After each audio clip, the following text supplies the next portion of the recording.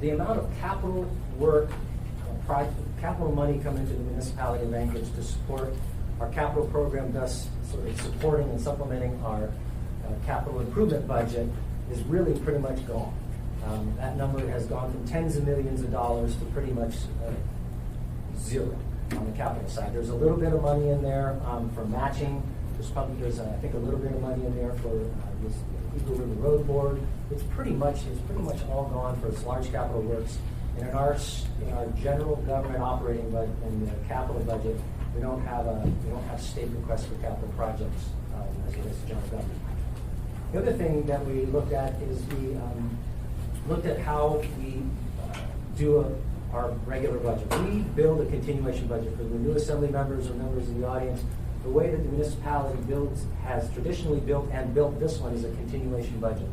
We basically take the costs of 2019, we then project the increases into 2020. We make projections on the expense side. So those are that's the working environment that we started with. Again, we started in June with the departments, and then got us to this proposed point. And obviously, the next 6 weeks we'll be talking about where we end up at November.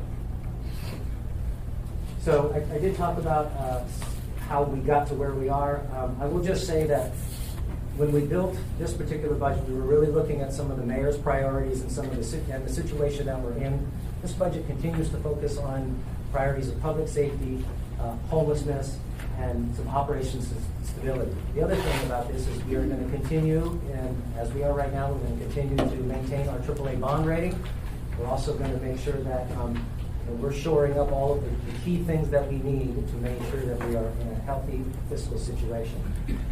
We'll talk a little bit more about this, but we are making the assumption that MLMP transaction will occur in 2020. So we are going to be we are proposing that a portion of those proceeds will go straight into the trust, and we'll talk about the proceeds that will happen from that, and then we'll talk a little bit more about MLMP. MLMP as a whole, when we get into the utility side, we're treating it as a whole like it's a business we're going to own until next December. When that sale and that transaction occurs, we will have to adjust our budget. If it occurs early in 2020, then we will incorporate it as part of our first quarter budget revisions. If it happens after that time, when we're setting the mill rate, we'll have to make some adjustments there. Okay? So, in talking about continuation, I'll talk a little bit more refinement of this when we're talking about commitments. When we build a budget, we look at the costs of our labor and our health care. And when we look at the labor contracts that we have, all of the 8 bargaining units, the non-reps, and the execs, we look at the contracts that we have that will continue into 2020. We add those automatic adjustments into rate increases for the labor. For those that do not have a contract or have a contract that will be expiring in 2020, we apply the assembly guidance, which is right now to apply the 5-year average of CPI. We included a 1.2% increase for those. Obviously, when we get into the negotiating process, but for budgeting purposes, that's the math that we applied. This also includes the benefit costs. I don't have the breakout on the split between the labor and the benefit on the top of my head, but I can get that. On the non-labor side, the other thing that we have done particularly in this budget, we did a little bit in 19 and really 100% in 2020. If we have a commitment to a vendor, a commitment to a leaseholder, a commitment to a software license or something that we have to do, we built those commitments already in. So we have a contract with animal control. We have a contract for towing. We have a contract for those kinds of things. We have lease payments for facilities. The cost of all of those in 2020 will go up by $2.4 million. So that is part of our commitment to add into 2020. The other thing that we note is that we're with the folks in public finance and the CFO's office, we manage and look at the amount of debt service and the cost of debt next year. So right now, the cost of the debt, this is general obligation debt. It is not the school district, and it is not MLMP. This is just general government. So we expect that number to be projected to be down about $3 million. So when you look at those commitment balances, the proposal you'll see in here is about a $3 million, or excuse me, a $6 million increase in those areas. Next slide here is about some revenue changes. We have hundreds of different types of revenue that support our budget. They come from a variety of different sources. Limited road service areas, taxes from fisheries returns. We get a variety of different things that comes from multiple sources. But these sources here are the ones that the administration always has an eye on. I think the Assembly in the past and the public has an interest in, so I'm going to highlight some of these. Medicaid transports. So last year, we brought to you that the fire department had found out and recognized the ability that we would be able to capture the cost of transport of Medicaid payments through a program from the feds. We built that into our approved 19, but it was based on an assumption that the state would take action and that we would receive that money in 19. When we adjusted the budget in 19, we discovered that that timing was not going to happen.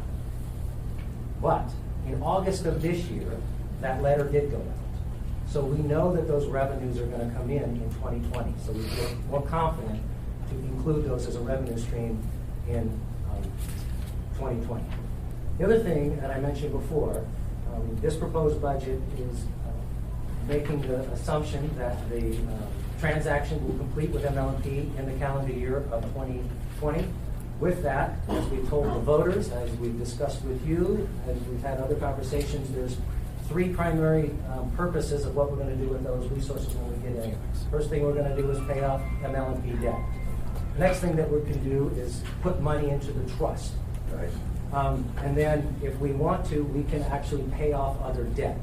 So in this proposal, what we are right now is the amount of return on the trust is better than what we would do if we were to pay off debt. So the amount of return, when you look at what paying off debt and the trust, right now it looks that this would be the smart play.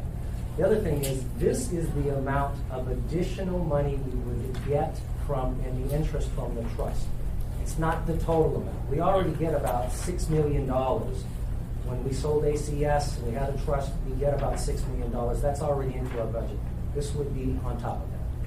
That's what that 2.9 is. Also, in this proposed budget, we have... Actually, before you move on, I have a couple questions for you. Mr. Dunbar. Yeah, maybe you were going to get to this. Beyond this slide, I don't see anywhere else. In your budget, what are you assuming the PFD amount is going to be for next year? Because I know that impacts our revenue source. 1,600. So we're assuming that this year's is being repeated next year. Yes. Okay. Yep. Thank you. And since it's not going to change the continuation of the revenue, I didn't highlight it as a. I mean, I could have highlighted no change, but there's no swing in the number that we're proposing. Thank you. Mr. Wilson. Okay. Second. One, Medicaid transport. So there's a lot of talk about the state cutting Medicaid substantially. Would that... This is money directly coming from the federal government. So the state would have to pass through to us, and we've been working with the state to create the process that we need to receive that. Okay, and then I think I heard, so you were assuming the sale of MLMP goes through, so we got some money put in the trust fund, we have earnings, but you're also assuming that we hold it, at least in the utility section. Yep. So just in case. Okay, but the timing of the sale would be important for this number. So actually, our budget's on a calendar year.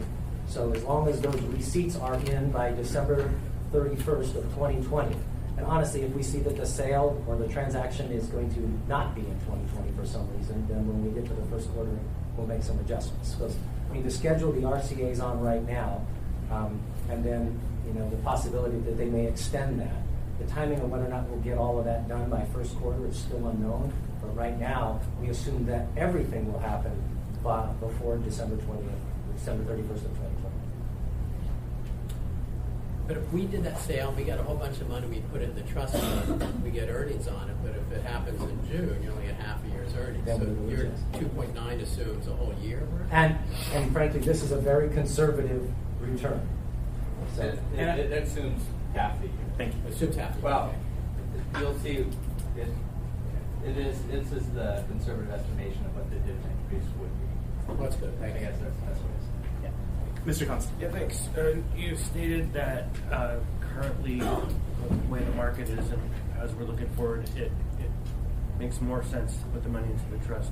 I'm sure we'll have more of that conversation later. But with the kind of hinting at recession and changing of interest rates, is that something that you've calculated into your conversation, or are you doing it on a baseline of today? So this is in consultation with not only in public finance and the CFO and a little bit with Treasury. But honestly, it will change. As Mr. Slifka mentioned, it's a very conservative number. If the market goes down and investment in the trust is not the wise investment, but better to pay off debt, then we will make that change. But right now, where we are is we're proposing to put it in the trust.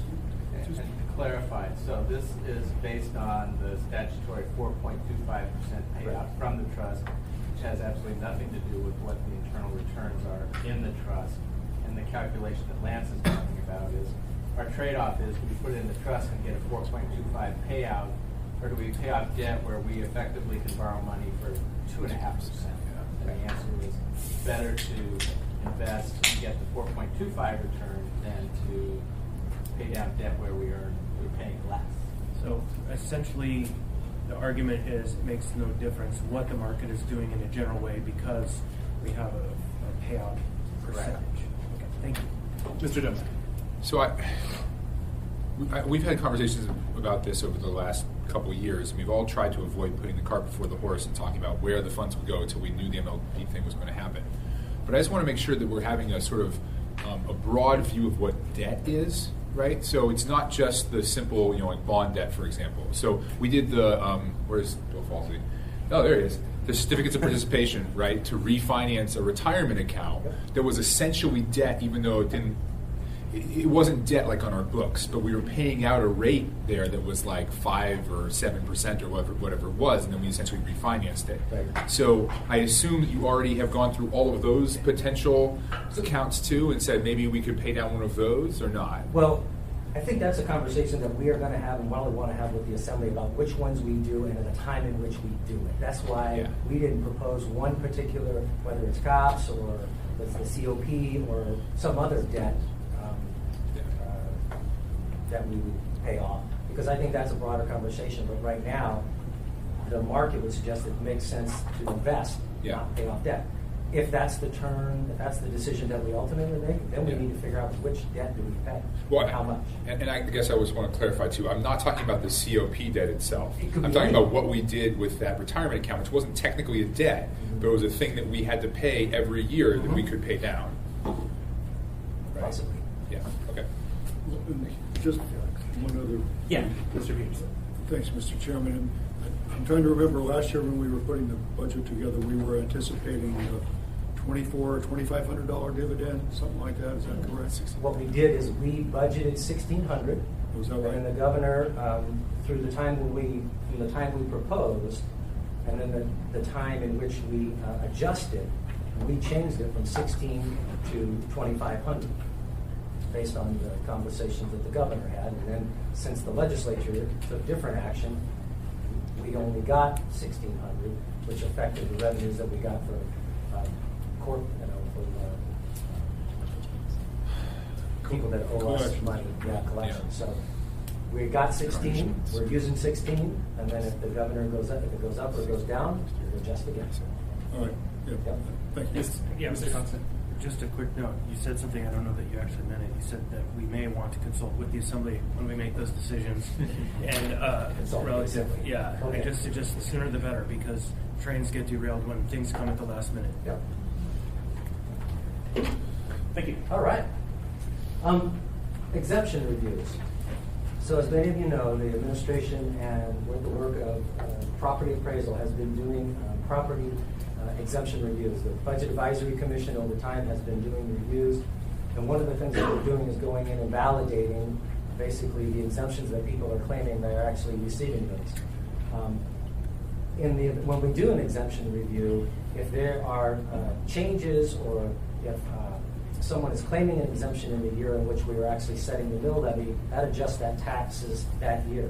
For those individuals who have been claiming the exemption in the past, those are, and if they owe us money for exemptions that they should not have received, then that money comes back in and it is outside the tax cap. Okay? And that number is about $1.1 million. The other thing that we're going to be doing in this exemption review is that we're also going to be looking at primarily seniors who are eligible for the review are not getting reviewed. So we're helping them, or the exemption, so we're helping them that way too. The room tax, so the room tax is going up. And this year it was up about $1 million more than we had originally projected. Next year in total, it'll be about $2.4 million. So that's part of the overall budget. And then I mentioned that revenue sharing will be going down because we built it at 6, we received 4. So next year it's going to be 1.5 less than we had last year. Ms. Salazar.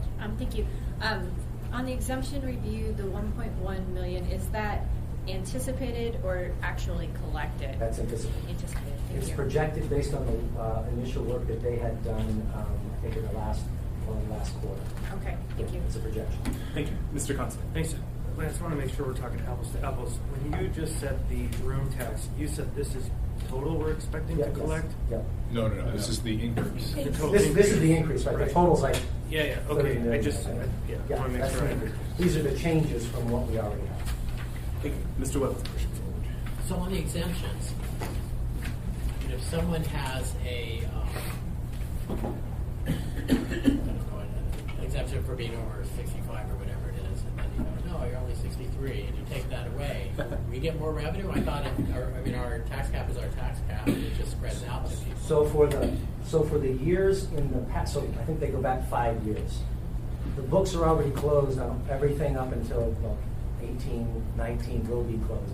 But for those additional revenues that were back in 2013 or 2016, those would be additional revenues not affecting the tax cap. I think I've heard that before. I'll probably ask the same question Okay. next year. I have a lot to cover, Mr. Chairman. I was just going to say, they're going to be primarily residential exemptions that people are not going to be qualifying for. Yeah.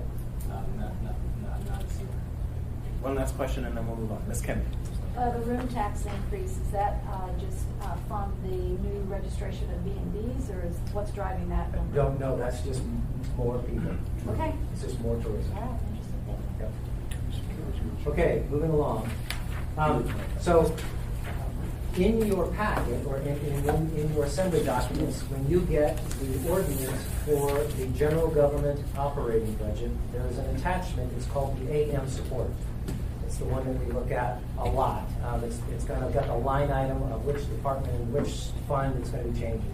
So when you get your ordinances, look at the AM support. I'm going to highlight that for you on this slide right here. So this budget, beyond the continuation, because some things last year were one time, and so they're not continuations, they go away. But we're going to put them in, and we're going to commit to them into the future. Those are brand new things that we're going to keep on in the future. So for public safety, we are proposing that we are going to fund a fire department academy at $1.2 million. I mean, we know that the fire department next year they will be on a 20-year. They're at their 20-year. 20 years ago, they had a very large academy. So we expect a lot of people potentially could be retiring, so we'll have a large academy. We also know the fire department's challenge this year with some academy costs. We know that. We're trying to make adjustments for that in 2020. And then in APD, we're adding some, for an academy for the fire department, for the police department. These are attrition academies. They are not growth academies. Okay? Can I ask a quick question on that? Sure. $350,000 doesn't seem enough to do an attrition academy at the APD. That is what it costs to do an attrition academy at APD. No. And AP. No. So AFD is 1.2 million. APD is 350,000. I was under the impression that it was about $1 million to do an APD academy with 20 or 25 or what we've been doing. So, and are we assuming then? How many are we assuming are going to retire? I will ask the chief. I guess this will be for more specific, but that strikes me as too small a number. But maybe I'm being pessimistic. Okay. So the next thing that we have is we talking to Chief Dahl and over the year he's made, and obviously he's expressed it in our last budget season. We are proposing that we would add 6 positions, maybe dispatchers or evidence. And so that would be 6 positions in APD. And then there would be an additional 4 positions in the patrol focused on trails. We looked at whether or not we should build up the patrol, the APD, or put folks in Parks and Rec. Made most sense in this proposal to put them in APD because then they will have all the authority to do the things that they need to do on the trails. So in total in public safety, we're at about $2.7 million in the public safety. And again, we're going to talk about each one of these things as the department comes in. I just kind of want to give you the highlights of what's going on there. So, did you want to ask her away? Okay, yeah. Housing and homelessness. So this is a position that will be funded half year in the health department, and this is going to be a transition from the duties and responsibilities from that Nancy Burke currently has, and it will be transferred into the health department. This position will start half a year. The mobile intervention team, that $550,000, it's a program that we've had in the budget, but it's always been a one-time. And so one-time things do not count as continuation. So we're going to put it in. It'll be reoccurring. It'll be a combination of health department and APD. And this is the team that basically, the social work team, APD officers who go to all the trails and support. Can I ask a question? Sure. Thank you, Mr. Chair. So that's not different from last year. You're just listing it because it's different from the continuation. But Yes, because it's thing. last year the mobile intervention team, and we're going to have the same situation with parks. Okay. Last year we spent a lot of money on parks and trails cleanup, but it was a one-time hit of money. So if we did a continuation budget, we would take those things out because one-time things do not continue. So is there a place where all of those things are listed so Yep. we can actually tell the difference from Yes. last year? Okay, Yes, thank you. for example, yes, there is on each page of the departments. Ms. Kennedy? Okay, thank you. So, but this amount now actually falls under the tax cap. This will be Inside the tax cap. Inside the Okay, tax cap. thank you. Yep. Those funds have always been inside the tax cap, as far as I understand. Like, everything that we've spent so far, I don't think we have gone outside of the cap for anything housing or homeless related yet. I don't think we have. Except the emergency funding? Even then, we didn't. Okay. We took those from the previously budgeted funds, moved them into another, and now we're taking from fund balance. So it isn't yet. Mr. Wells? So, so when you say public safety, so APD, you have these new, the dispatchers, trail patrols, and so on. So, the way I kind of envision is, so we give them a lump sum of money, and at the end of the day, the chief can go, here's where I need it the most. So we're kind of saying we need these things, and making some of a commitment. But, and I'm just saying, we have, in the last year or two, oh, how stupid can the mayor and the assembly be? They didn't fund the clerks. And my idea is, we gave the guy, Chief Dahl, X amount of dollars, and he should hire more clerks. He takes it from that pool. Is this specifically a line item, and it's going to be for clerks, or am I right on it? So similarly, obviously, when the assembly approves the final budget, if the directors have the ability to manage it within there. But in the past, we told the assembly, we want to add money into the budget to hire patrol officers. That's exactly what we did. And that's primarily all we did. We've hired like 98 police officers over the last 3 or 4 years. So, but the reason we're giving this money to the chief is to hire 4 people for patrol and hire to relieve the dispatch. I mean, he knows that his overtime, and you will hear from the chief, primarily part of their overtime is in dispatch. It's not in patrol. And I actually spoke with the chief this morning, and he's very excited to have 6 new non-sworn officers. But I guess my point is, he could have had them this year. Well, Right, or any of the past few years. He you could should talk take to the money. chief about that. I don't think He so. can reallocate money to. I think, though, we approve positions. We actually approve line item positions in the budget. We get that table. And so I think that it's an interplay between them where they say, we're going to fund these positions in this table in the budget, and that's part of the dialogue. Is that true? I've never felt that was the case. That is why when you look at the AM support, you will see APD patrol 4 positions added. I mean, Mr. Welton does have a point. If for some reason they can't hire 4 and they need a need for that, but we're not going to 100% restrict them to that because they do need to make an adjustment. Like I think in 19, they were desperate for evidence and clerk support, so I know that they made a change. So rather than not belabor this point, if you could just clarify at a future work session Yep. whether those total FTEs can change. I will let you, mark your calendar for the 18th of October at 11:10. We'll get right to it. So the seasonal park, these are the 14 positions in Parks and Rec that have been one time over and over, and so we're making those highlighted, added to the service. The other parts of the budget, we are adding 3 positions into property appraisal, but we also have to pay for the continuation maintenance of the CAMA system, which maintains the property appraisal. We have not put any money into the fleet department as it relates to increase in their parts budget. So this is a proposal. This is general government operations for fleet. Transit match.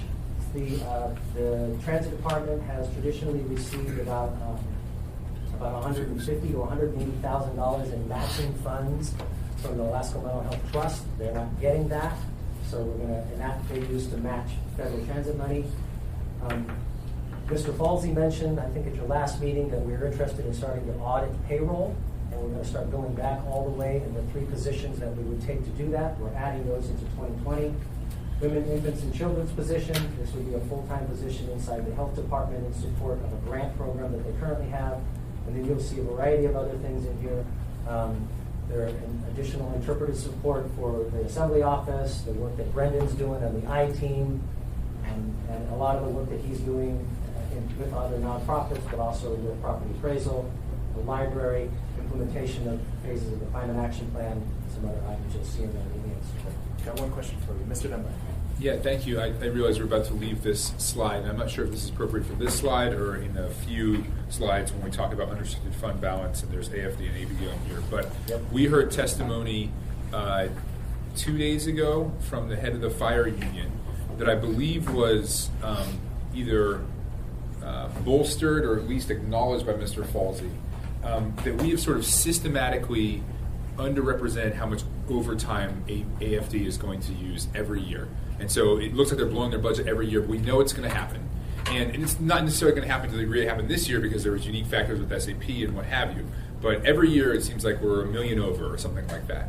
And so my question is that built into here, or is it somewhere else in this presentation? But are we making that correction to the budget? No. Okay. So we're gonna bust the AFD's budget next year again. I would. My job is to make sure that the departments manage the budget they get, not the budget they want. And I think I would put a different gloss on that.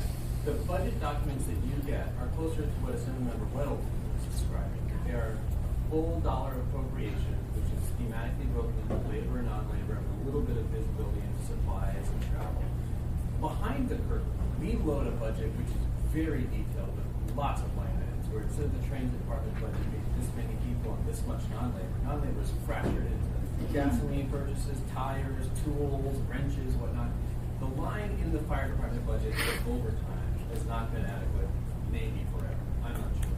But they made budget in 2017 and 2018. Put it all in a blender, it worked out. In this budget, we are correcting one problem that has plagued them by giving them full academy funding to do a full academy early. We think that with that jumpstart, we should be able to find a way to make the budget with this proposal. Now, we're still investigating this overtime question because we would like to true up all those behind the curtain line items, and there may even be some crossover points where we go, hired another firefighter, we would actually have less overtime, we'd be better off financially. But I don't think we don't want to leave you the impression that we're building something that we're confident is not going to work. Okay, thank you, Mr. I would just say that obviously that's a question we want to delve into more depth when the fire department comes to speak with us. Thank you, Mr. Chair. Thank you. Thank you, Mr. Chair. So the next couple of graphics here are highlighted in your overview when you pick up your document, but I'll just walk around on so this is, we do have a balanced budget, so the total amount of funding resources that we have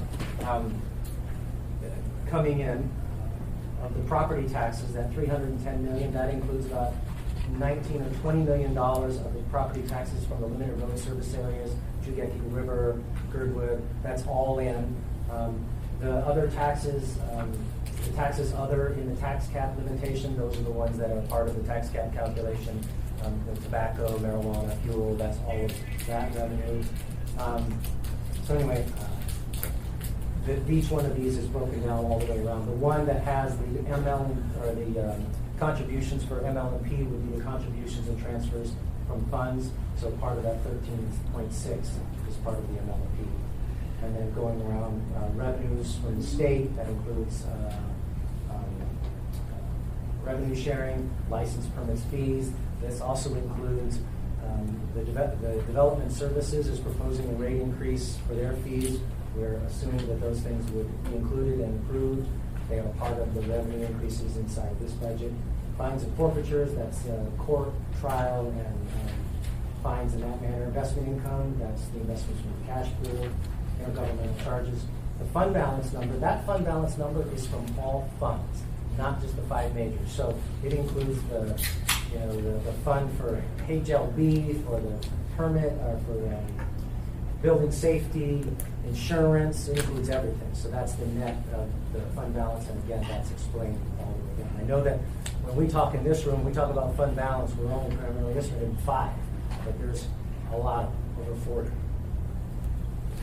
Mr. Weddle.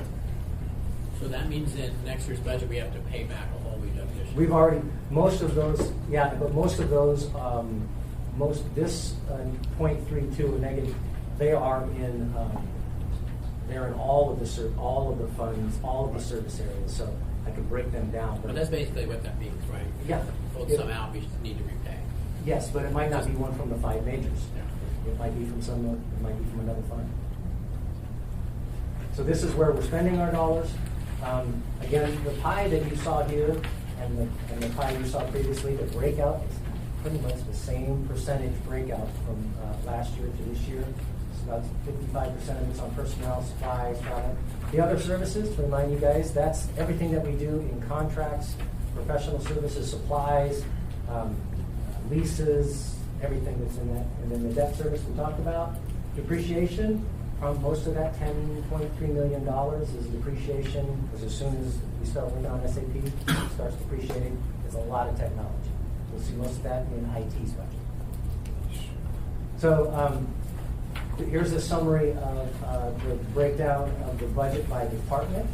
In this particular slide, we've broken out the debt service and the depreciation so you can see exactly how much the departments are responsible for. Now, I point that out because when you look at the maintenance and operation budget inside your books, their budget is $87 million. But 47 of that is debt service because all of the debt for the road bonds is in maintenance and operations. There'll be a little bit of that debt service in parks, a little bit in police, a little bit in fire, and so that 57 million is, you will see it in other departments.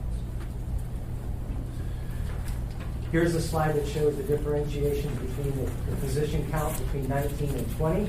So 19 as of the revised budget, so any changes that we made resulting from the approved budget and when we set the mill levy, you can see the full-time positions, the part-time positions, and the total count.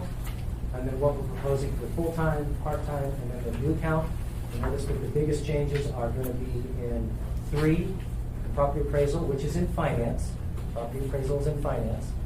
You'll see 3 in human resources, that will be for payroll. You'll see some for APD, which is for the officers they have, and you'll see a significant amount in parks. So we can talk about each one of these when we talk to the departments. If you have some questions about which positions there are, but this is a kind of a quick snapshot. And the detail that you have in your book goes back, I think, to 18 and goes forward. Mr. Constant. Thank you. Seeing that the Bloomberg funding is lapsing this year, can we schedule also for the IT team to do a report on the scope of their work, what they've done, what their plans are?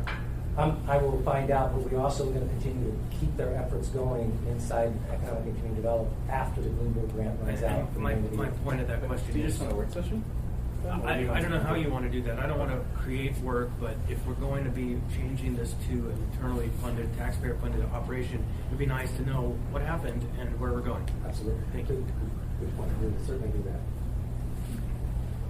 Okay, so the next couple slides. So this one here has to do about fund balance projections. There's been a lot of conversation about whether or not, how much fund balance do we have in the 2020 budget? And the answer is none. Because until 19 is closed, we do not know exactly what that fund balance is. But what we do know is we do know that there are some things that are going to influence that number. So one of them is the fire department. We know that the fire department, as a result, as Mr. Falsey mentioned, as a result of some of the OT, the academy costs that they spent, and then some of the amount of leave cash out they had, that they have some constraints in their contracts, so they weren't there.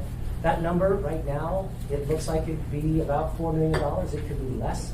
We're challenging the fire department to make that number as small as possible, particularly in the amount that they can control and the amount that they can manage. I don't think it's going to go to $2 million, but if it went to $3,700,000, that's $250,000. That's not nothing. So we're working with them. Similarly, we mentioned that we know that APD has been running hot primarily in the overtime, in dispatch. So we think that number could probably be around 1.4. The earthquake. So earthquake in November of 18, we've spent a lot of money. We expect to get reimbursed from FEMA for a significant portion of that. But as those expenses come to closure and we close out 19 and we seek that reimbursement, we're going to have to figure out how those earthquake expenses figure in, because there will be some expenses that are not reimbursable. Okay, and when we set that emergency ordinance, we can adjust the cap to recover one time for those expenses. And we will be sharing that with you when those numbers are solidified. On the other side, outside for the rest of the general government, in the latest reporting that I give you, at your Budget and Finance Committee, the other departments appear to be doing very well. I mean, their spend is less than their budget. So the other departments, I think that we might see some savings there. That is still early to tell.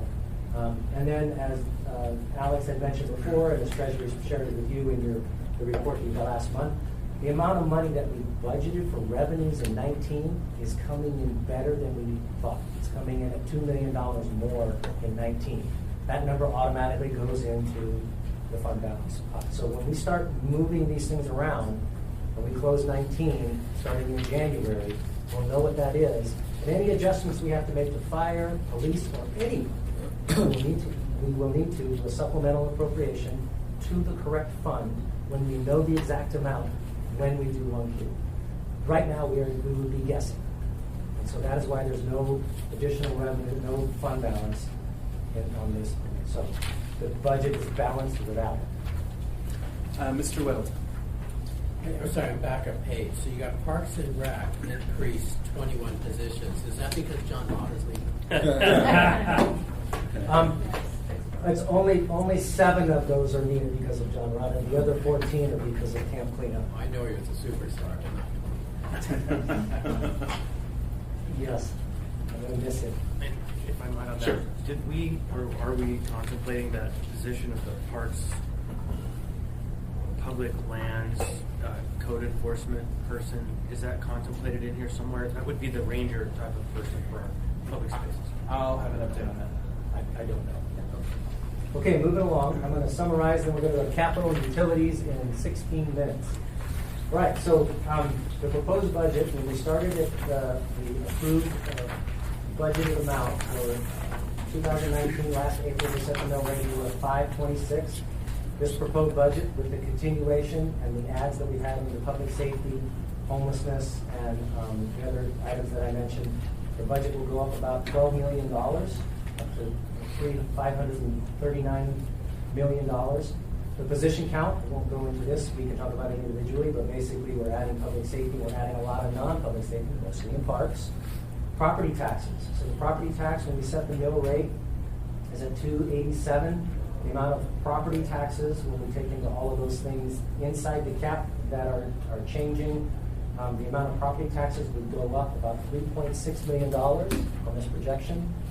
That equates to about $20 for a $350,000 home. And as I'll point this out, that $20 does not include the school district. It does not include the school district. We will have a separate conversation about that. When we set the mill rate, we will know what the school district is doing about their bond debt reimbursement. We will also be truing up our revenues and tightening up the expenses. When we get to 1Q, that $20 number is going to get adjusted based on what we got. That's about where we are. All right, so we have 15 minutes, folks. What else? Property tax, $291.4 million, and then, but on your pie chart, it says 310.6. Because the 310 includes the service areas. And in the past, I don't include the service areas because we can't control the amount that they adjust theirs. This is just representing the amount that we can't control. Thanks. Yeah. Thank you.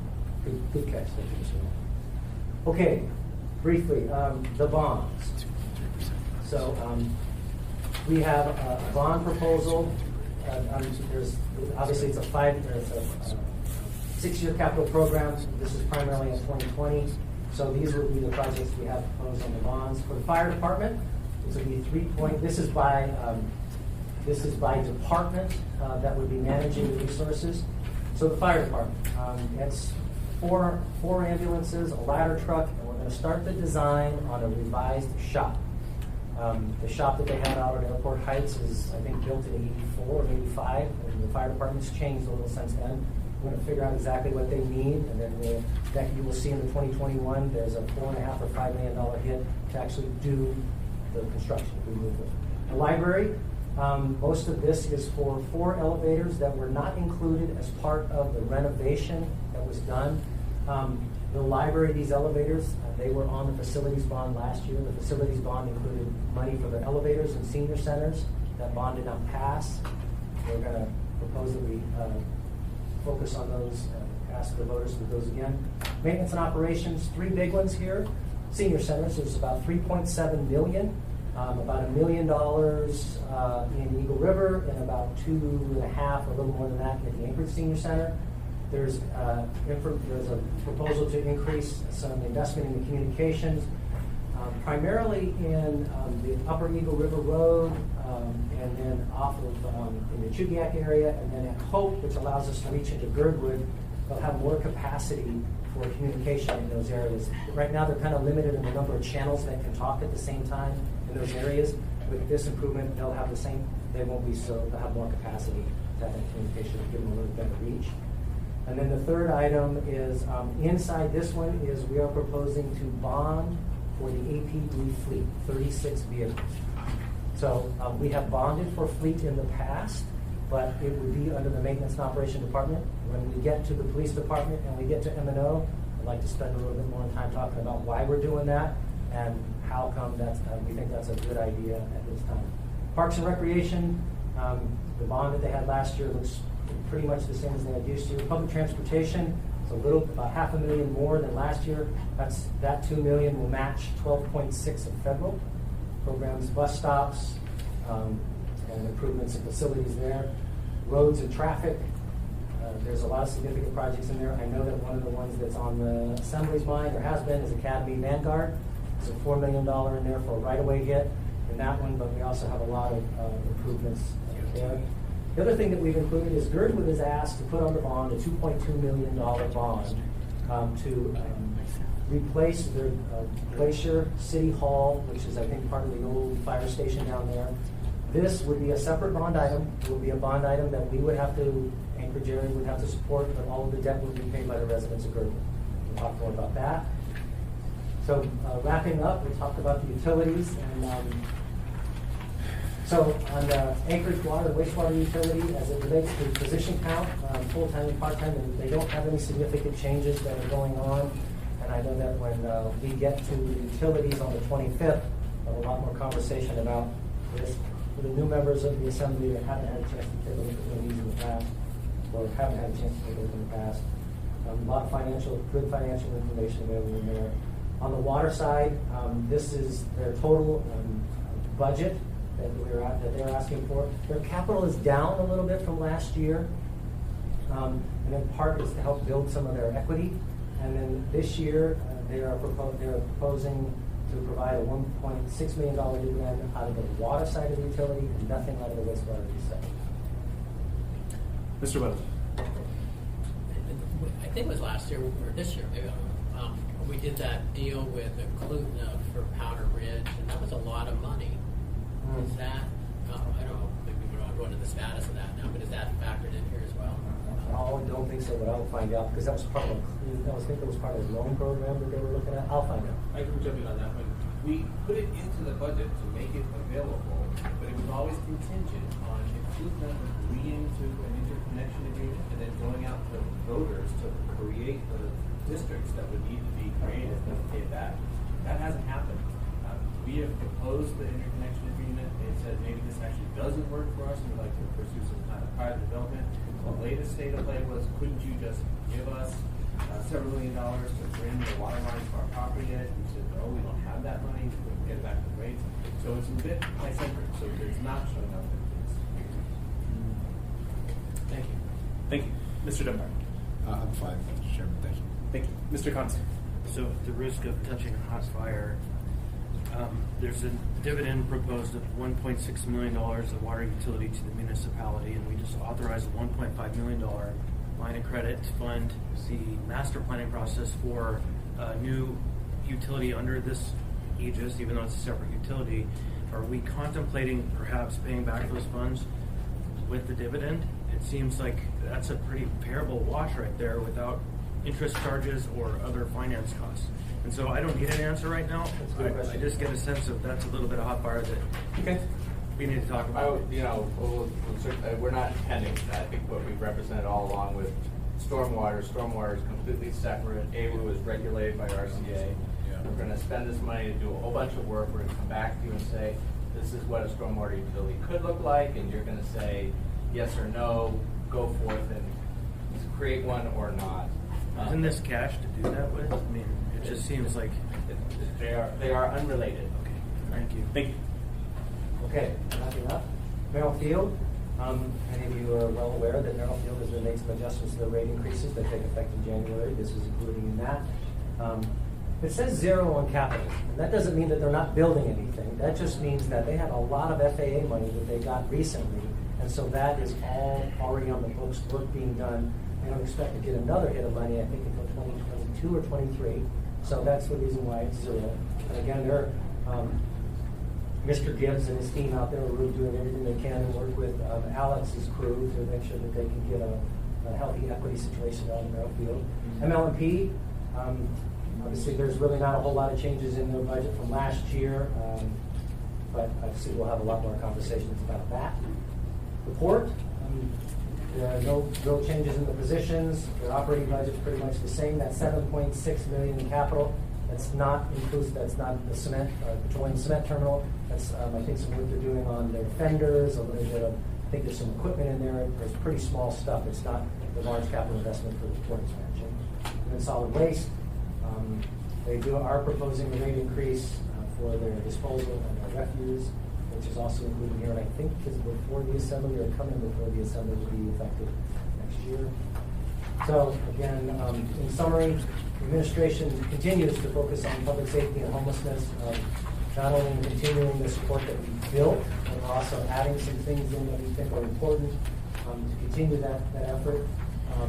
This year, we're not making reductions, significant reductions in any department. We are looking for some efficiencies in some of those areas, but in the past, we've reduced positions since 2016 to sort of help support the build in on the public safety side. That's stabilized, at least outside the public safety, and so we're keeping that pretty steady. We talked about the capital investments, the ML&P sale. We talked it's got to happen in 2020. If for some reason that's not going to occur, we will need to adjust. And again, this budget is balanced. We're looking at 2020, the projection revenue we expect in 2020, the expenses we have in 2020, and we will, as we always do, as this gets done, 19 closes, we will make some changes. So this is your schedule.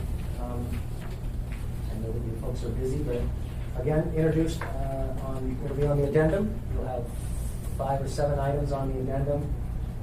The other 2, so you'll have general government, the capital, the utilities, the 6-year fiscal, the 6-year for the Anchorage Economic Development, ACDA, you'll have them. So work session in a couple weeks, and then our first public hearing, and then after the last public hearing, traditionally you guys consider your amendments. I know that some of you are working on those. And working with the chair and the Government Finance Committee, we'll have obviously a meeting then. And we've worked with Barbara and Desiree for your guys' works amendments on the 15th and then budget approval on the 19th. So you know, this in your packet. The other thing I'll mention is when we gave the Assembly the budget, it's online. all of the documents are there. So the other thing that we've included, we made some changes, I think some improvements. Last year we gave you a map of all of the capital improvements. We put the map in your book this year. If you guys want a bigger map so that you can take to community councils or share it, let us know.